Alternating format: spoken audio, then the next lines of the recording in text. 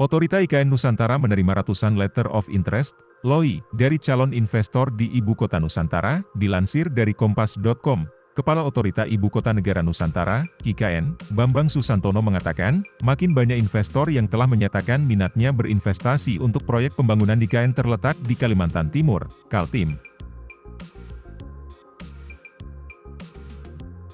Karena pemerintah terus berupaya agar pembangunan IKN itu sebagian besar menggunakan dana investor dan 20%-nya disokong oleh anggaran pendapatan belanja negara, APBN, kami menerima cukup banyak pernyataan minat atau letter of interest, LOI, yang hingga kemarin, saya kira minggu lalu jumlahnya 142. Dari 142 itu sekitar 90 itu agak kami mengkategorikan sebagai pihak yang serius, dan dari 90% ini nanti yang akan kami lanjutkan dengan berbagai macam proses-proses bisnis. Apakah itu KPBU ataupun yang lain, sebut Bambang saat rapat dengar pendapat, RDP, dengan Komisi 11 DPR RI, Senin, 6 Februari 2023, lebih lanjut kata Bambang, soal lokasi dan target rehabilitasi hutan telah diidentifikasi oleh tim Otorita IKN.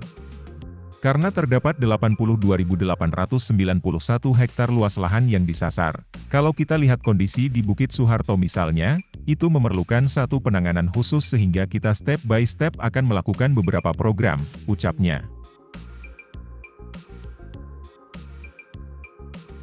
Penanganan khusus yang dimulai pertama kali adalah pembangunan di kawasan inti pusat pemerintahan, KIP, telah berlangsung pada tahun ini dengan luas 851 hektar. Kemudian tahun depan, 2024, pembangunan di luas lahan 900 hektar. Kalau KIP ini 6.671 hektar totalnya.